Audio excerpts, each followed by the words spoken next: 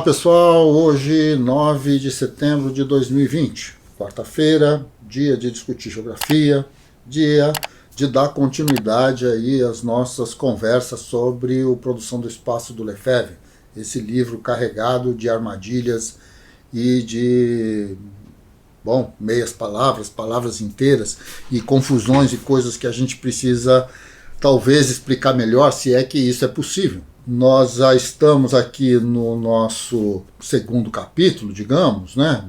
Na verdade, o que seria o primeiro capítulo seria o prefácio, depois agora o espaço social. O espaço social, na verdade, é o ponto de partida, né, de tudo isso. E ele vai nos colocar um dilema extremamente importante, que é a ideia de produção.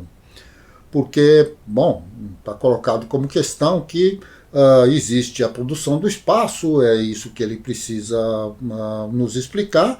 E assim, se existe a produção do espaço, eu preciso discutir primeiro a produção para depois discutir espaço. E dentro desse contexto, então, fazer com que tudo isso se englobe numa única situação. Vou fazer aqui poucas referências ao texto, né, na verdade, porque se nós fôssemos pegar parágrafo por parágrafo, palavra por palavra, simplesmente seria inviável. Nós estaríamos aqui quase que projetando coisa de anos, né, de reflexão e tal. O livro precisa ser lido e, debatido. O que eu gostaria de colocar são duas coisas fundamentais que eu acho que dentro deste contexto, do contexto desse capítulo, essas duas coisas vão ser importantes para a gente poder, talvez, compreender um pouco melhor o sentido geral do texto. Talvez até mais do que isso, a gente possa até sentir um pouco o quanto este processo todo, que a gente já andou refletindo sobre ele em alguns vídeos passados, da semana passada, este processo todo que envolveu aí a necessidade de se discutir o espaço enquanto uma categoria da sociedade e chegarmos então à ideia do espaço geográfico, coisas desse tipo. Quer dizer, todo esse processo é carregado de fragilidades, é carregado de dilemas, não é? A gente já comentou sobre isso. E é nesse sentido, então, que me parece o texto do Lefebvre vai encaminhando, porque, na verdade, a primeira questão que ele vai nos colocar é que existe uma fragilidade muito grande nas proposições que o Marx e o Engels fazem sobre o significado de produção.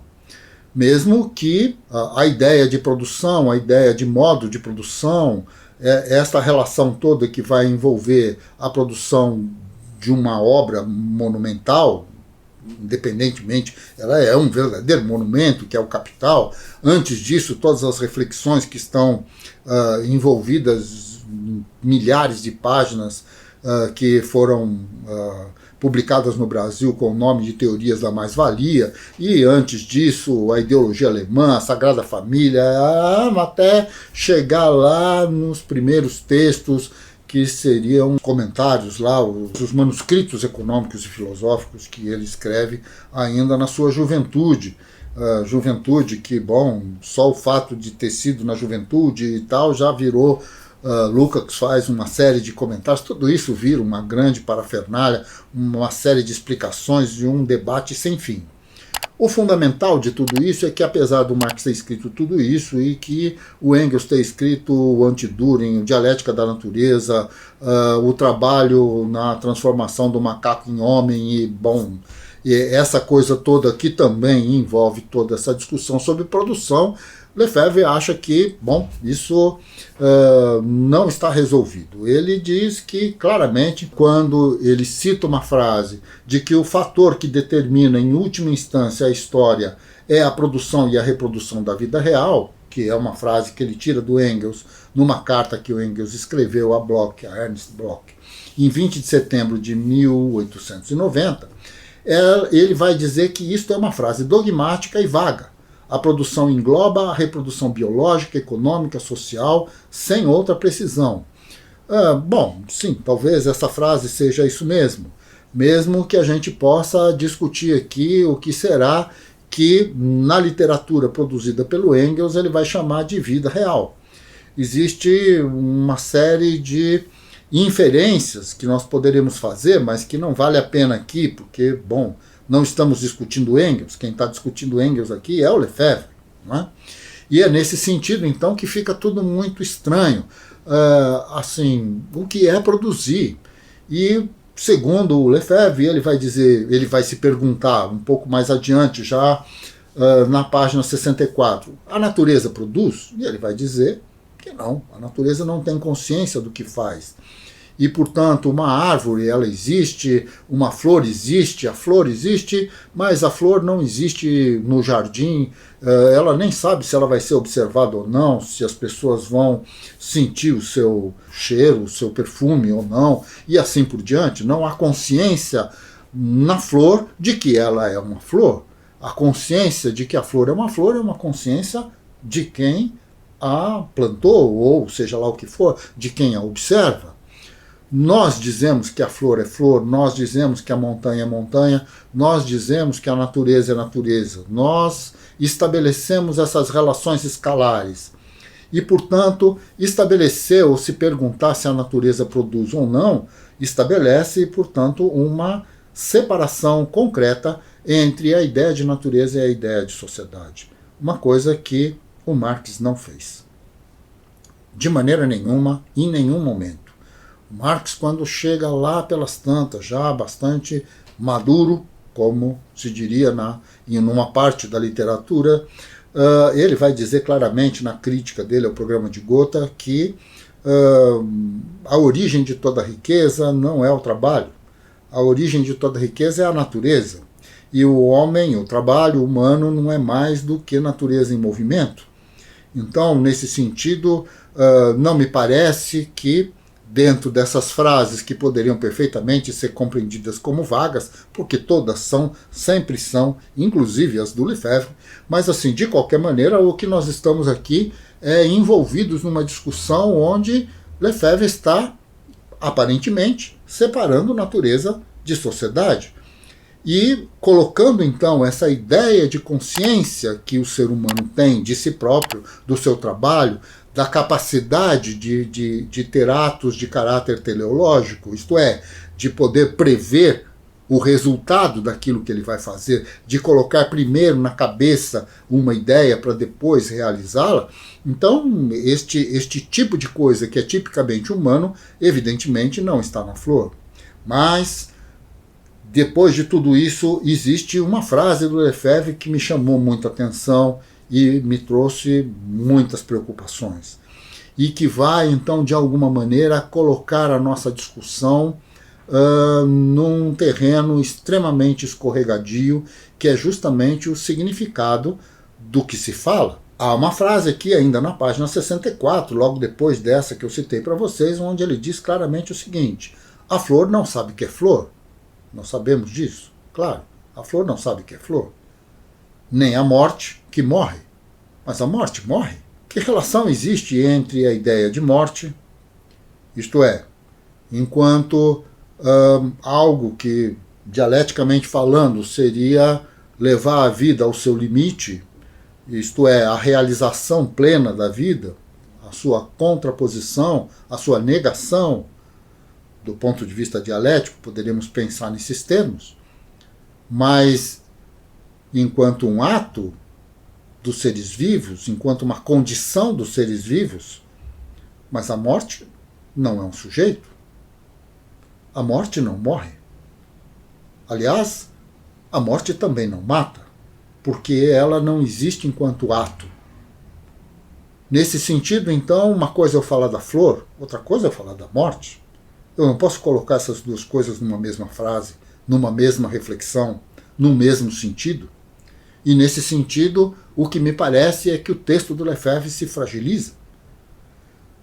Isso nos coloca um conjunto extremamente complexo de questionamentos que não resolve o problema da produção da vida. Porque a produção da vida, enquanto produção, exige consciência e inconsciência. De alguma maneira, sabemos o que estamos fazendo, mas não sabemos a totalidade do que fazemos. De alguma maneira, os animais predadores, carnívoros, que pelas florestas vão caçando outros animais para poder sobreviver, não posso dizer que não exista aí, de alguma maneira, uma intencionalidade. Talvez não haja intencionalidade no vírus do Covid-19, que nos leva, então, à situação que nós temos hoje. Mas, de qualquer maneira, a grande questão é que a produção da vida é a produção da vida, no seu sentido lato, no seu sentido mais efetivo. E esta é a materialidade do processo produtivo. Porque seja o vírus, ou seja a onça, o leão, seja lá quem for, de alguma maneira, esta relação material, com intencionalidade ou não, ela se estabelece enquanto uma troca energética fundamental. Então, neste ponto, o texto se desespera a si próprio, digamos, porque nós não temos uma resposta para isso. Nós não podemos estabelecer que o trabalho humano é menos natural do que a existência da flor, porque o trabalho humano possui, de alguma maneira, uma relação teleológica e a flor não possui. Porque, de alguma maneira, o trabalho humano é uma das maneiras como a própria natureza se manifesta. E a manifestação da natureza é a própria natureza, enquanto tal. Num dos seus aspectos, claro, mas natureza. Então, nesse sentido, há aqui um jogo de palavras extremamente difícil de se resolver. E este jogo de palavras é que vai nos levar um pouco mais à frente a dizer o seguinte, a última citação que eu vou fazer nesse vídeo, que é assim, já pelas páginas 66, ora, o espaço social não é uma coisa entre as coisas, um produto qualquer entre os produtos. Ele engloba as coisas produzidas.